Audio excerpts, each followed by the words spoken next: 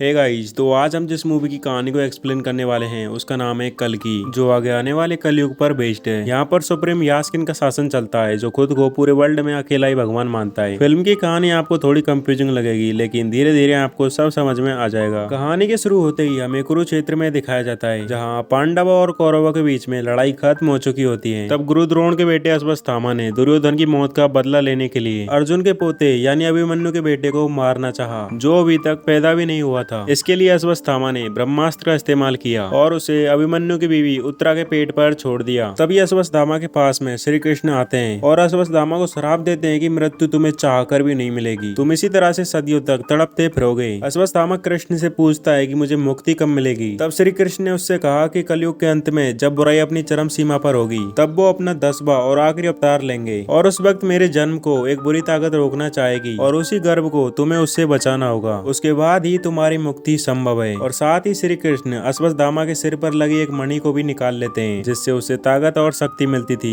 जब मेरा पुनर्जन्म होगा तो तुम्हें संकेत मिल जाएगा और साथ ही तुम्हें मणि भी मिल जाएगी। समय बीतने लगता है और अश्वत्थामा प्रायश्चित में भटकता रहता है। उसका शरीर काफी बूढ़ा और घायल भी हो चुका था, लेकिन वो मर नहीं रहा था। उसकी एक ही प्रार्थना होती है कि भगवान का फिर से जन्म हो और उसे मुक्ति मिल जाए। अब ऐसे करके 6000 साल गुजर जाते हैं, जहाँ पर अब पूरी दुनिया में एक बुरे आदमी का कब्जा होता है और उसका नाम होता है सुप्रीम यास्किन, जो कि बहुत पावरफुल और खतरनाक होता है। इसी से उसने सभी देशों और इंसानों को हरा दिया और खुद पूरी धरती का भगवान बन गया। और उसने अपने रिसोर्सेज को जमा करके काशी शहर में एक बहुत बड़ा हवाई महल बनवाया, जिसे कॉम्प्लेक्स कहा जाता था, जहाँ रहने के लिए सारी सुविधाएं उपलब्ध थी। बाकी और जगहों पर खाने पीने के भी अकाल पड़ गए थे, इसलिए हर किसी की ख्वाहिश होती है कि वो कॉम्प्लेक्स में जाकर रहे। लेकिन वहाँ जाने के लिए यूनिट करेंसी लगती है। जिसके पास भी मिलियन यूनिट होते थे वो वहाँ पर रह सकता था, लेकिन नीचे इतनी यूनिट कमाना बहुत ही मुश्किल था। सुप्रीम यास्किन इतना पावरफुल होने के बाद में भी बहुत परेशान था। हालांकि उसकी उम्र अब 200 साल हो चुकी थी, लेकिन उसे तो अमर बनना है और मौत को हराने के लिए वो एक मिशन शुरू करता है, जिसका नाम होता है प्रोजेक्ट के। उसके साइंटिस्ट एक ऐसा फॉर्मूला बनाते हैं जिससे 150 दिनों तक प्रेग्नेंट रहने वाली औरत के शरीर में डाला जाए, जिससे उसका अमर बनने का सीरम तैयार हो सके। लेकिन अब दुनिया का इतना बुरा हाल हो चुका था कि कुछ औरतें ही प्रेग्नेंट हो पाती थी,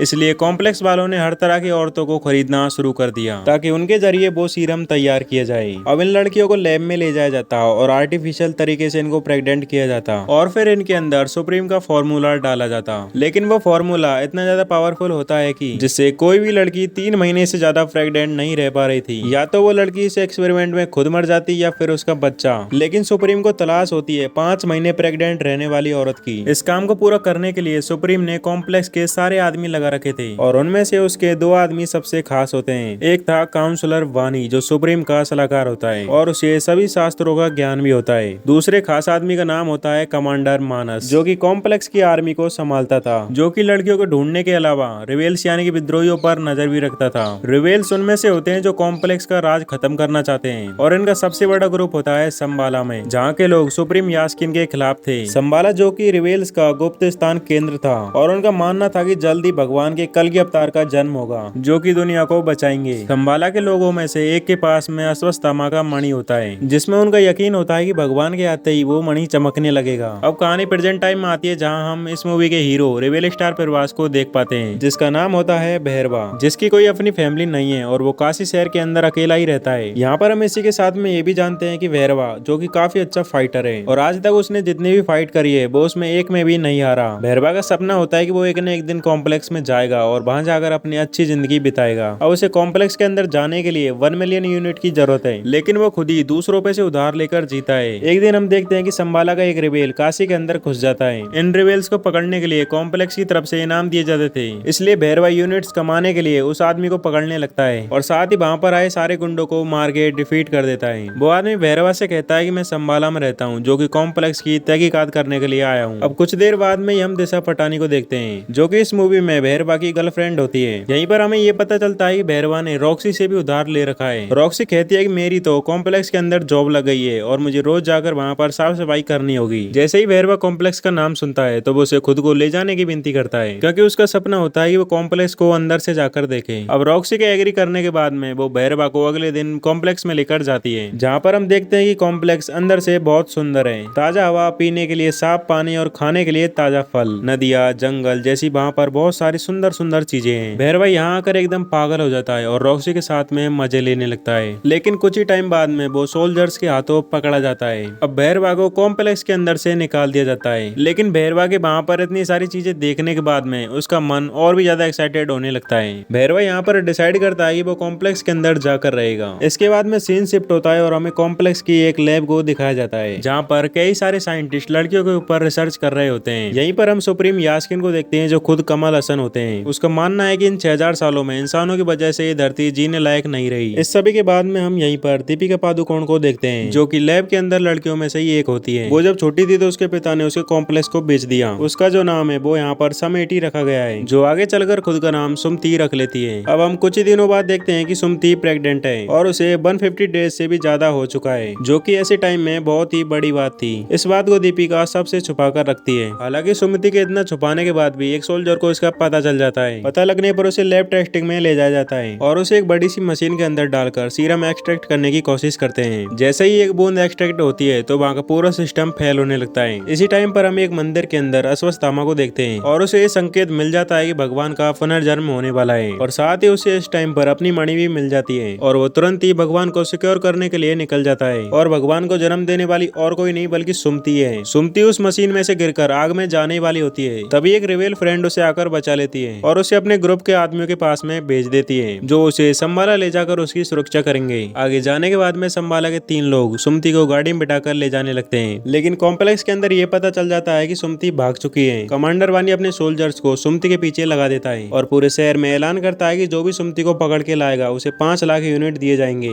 जैसे ही इस खबर को भैरवा सुनता है तो वो सुमति को ढूंढने के लिए निकल जाता है, क्योंकि इससे कॉम्प्लेक्स जाने का सपना भी पूरा हो सकता है। जो 3 लोग सुमति को ले जा रहे होते हैं उनका नाम होता है बीरन, कायरा और सज्जू। और यहीं पर दीपिका पादुकोण का नाम कायरा समेटी से सुमिति रख देती है। एंड कुछ टाइम बाद हम देखते हैं कि कॉम्प्लेक्स के लोग इन्हें ढूंढ लेते हैं और इनको मारने वाले होते हैं कि तभी एंट्री होती है अमिताभ बच्चन यानी अश्वत्थामा की, जो कि मणि लगाने के बाद में इतना ज्यादा पावरफुल हो चुका था कि इन सोल्जर्स को चुटकियों में साफ कर देता है। और वो सुमति से कहता है कि मैं ही अब से आपकी रक्षा करूंगा, क्योंकि वो भगवान को जन्म देने वाली है। और कुछ टाइम बाद ही भैरवा सुमति को ढूंढता हुआ यहीं पर आ जाता है और वो जैसे ही सुमति को यहाँ से ले जाने की कोशिश करता है तो अश्वत्थामा उसे रोकता है। फाइटिंग के दौरान भैरवा की कार बुझी उसकी मदद करती है, लेकिन अश्वत्थामा एक ही बार में बुझी को तोड़ देता है। और भैरवा के काफी सारे चाले चलने के बाद भी अश्वत्थामा भैरवा को बहुत मारता है और उसे डिफीट भी कर देता है। जिसके बाद ये सभी लोग सुमति को लेकर सीधा संबाला के लिए निकल जाते हैं। सुमति का पता लगने पर कमांडर फिर से अपने सोल्जर्स को वहाँ पे भेज देता है, जहाँ पर भैरवा और अश्वत्थामा के बीच में फाइट हो रही थी। सोल्जर्स वहाँ पहुंचकर भैरवा को अरेस्ट कर लेते हैं, लेकिन भैरवा उनसे कहता है कि उसके साथ में एक ऐसा इंसान है जिसको तुम छू भी नहीं सकते और वो उसे संभाला लेकर गए हैं और मैं ही एक ऐसा इंसान हूँ जिसने उसके साथ फाइट की है। कमांडर भैरवा से कहता है कि सुमति को अगर तुम यहाँ ले आए तो मैं तुम्हें सीधा कॉम्प्लेक्स लेकर जाऊंगा। भैरवा ये सुनकर काफी खुश होता है और वो अपनी कार को लेकर रिपेयर करने के लिए जाता है। भैरवा बुज्जी को रिपेयर करने के बाद में एक रिवेल के पास में जाता है जिसको उसने पहले पकड़ा था और वो भैरवा से कहता है कि मैं तुम्हें संभाला ले जा सकता हूँ। इस पर भैरवा उसे एग्री करता है, जो कि भैरवा के प्लान का हिस्सा होता है। इसके बाद वो सीधा संभाला के लिए निकल जाते हैं एंड वहाँ पहुंचकर वो संभाला के अंदर एंटर करते हैं। थोड़ा आगे जाने के बाद में भैरवा उस रिवेल को बेहोश कर देता है और सीधा सुमति के पास में जाता है। जैसे ही अश्वत्थामा उसके सामने आता है तो भैरवा खुद ही अश्वत्थामा के जैसे बन जाता है, लेकिन फाइट के कुछ ही देर बाद में अश्वत्थामा भैरवा को काफी बड़ी टक्कर देता है। भैरवा पिछली फाइट हारने के बाद में वो तैयारी करके यहाँ पर आता है। इनके बीच में फाइट चली रही होती है कि तभी यहाँ पर सुप्रीम यास्किन के आदमी आ जाते हैं और कमांडर के साथ में संभाला के सिक्योरिटी सिस्टम को तोड़कर अंदर आ जाते हैं। ये सब देखकर संभाला के सारे सोल्जर्स लड़ने के लिए इकट्ठा हो जाते हैं। दोनों तरफ से फाइट होने लगती है। इसी टाइम हम बहुत ही बड़ी वॉर को देख पाते हैं। यहाँ पर ये पता चलता है कि अश्वत्थामा के जो हाथ में हथियार है वो उसका नहीं बल्कि कर्ण का है एंड वो अचानक से गिरकर भैरवा के हाथ में आ जाता है। उसके हाथ में आने की वजह से वो चमकने लगता है और पावर्स आ जाती है, जिसकी वजह से भैरवा काफी ज्यादा पावरफुल हो चुका था। इसी टाइम पर हम फ्लैशबैक देखते हैं, जहाँ पर हमें पता चलता है कि दरअसल महाभारत में भैरवा ही असली कर्ण है, जिसके अंदर इतनी शक्ति थी कि उसने अर्जुन के रथ को 2 हाथ पीछे खिसका दिया और अब उसके टच करने की वजह से उसकी पुरानी शक्तियां भी जागृत हो चुकी हैं, जिससे वो एक ही बार में उस कमांडर की सारी फौज को तबाह कर देता है। एंड में जैसे ही कमांडर सुमति को यहाँ से ले जा रहा होता है तो भैरवा यानी कर्ण उसे भी मार डालता है और सुमति को भी बचा लेता है। अश्वत्थामा जिसको कमांडर ने जकड़ रखा था वो भी अपने आप को आजाद कर लेता है, लेकिन कर्ण फिर से भैरवा बन जाता है और वो सुमति को बुझी में बैठकर यहाँ से ले जाने लगता है। अश्वत्थामा उसे काफी रोकने की कोशिश करता है, लेकिन वो उसको रोक नहीं पाता और भैरवा सुमति को लेकर वहाँ से चला जाता है। इसके बाद हम एंडिंग में देखते हैं, जहाँ पर हमें कॉम्प्लेक्स का सीन दिखाया जाता है। अब आपको याद हो तो सुमति को जिस टाइम मशीन में डाला था उस टाइम साइंटिस्ट सीरम की एक बूंद सुमति के अंदर से निकाल लेते हैं। इसलिए हम यहाँ पर देखते हैं कि उसे एक बूंद सीरम को सुप्रीम यास्कीन के हाथ में दिया जाता है। वो उस सीरम की एक बूंद को लेकर अपनी बॉडी के अंदर डाल लेता है एंड जैसे ही वो सीरम उसकी बॉडी के अंदर जाता है तो हम देखते हैं कि सुप्रीम यास्कीन की बॉडी कमजोर से मस्कुलर और पावरफुल बन जाती है, जिससे वो बहुत ही ज्यादा पावरफुल बन जाता है। अब यहाँ पर सुप्रीम यास्कीन ये डिसाइड करता है कि उसे अब सारा सीरम चाहिए। इसके लिए वो खुद ही सुमति को ढूंढने के लिए जाएगा और उसके अंदर से सारा सीरम निकाल लेगा। और जब ऐसा होगा तो सुप्रीम यास्कीन के सामने कोई नहीं टिक पाएगा, यहाँ तक कि खुद भगवान भी नहीं। एंड यहीं पर हम देखते हैं कि वो अपने हाथों से गांडीव धनुष को भी उठा लेता है, जिससे हम समझ सकते हैं कि वो उसके साथ कितना ज्यादा पावरफुल हो चुका है। और इसी के साथ इस मूवी का एंड यहीं पर हो जाता है। अब हमें इसके नेक्स्ट पार्ट में पता चलेगा कि इसके आगे की स्टोरी में क्या होने वाला है। सो गाइस, ये होती है कल की मूवी की स्टोरी। आई होप कि आपको ये वीडियो पसंद आई होगी और आपको इस मूवी की स्टोरी और हमारी वीडियो कैसी लगी कमेंट में जरूर बताना। वीडियो को लाइक करें और अपने दोस्तों के साथ शेयर करना ना भूलें, ताकि हम आपके लिए ऐसी अमेजिंग वीडियोज लाते रहें। तब तक मिलते हैं नेक्स्ट वीडियो में। Good bye.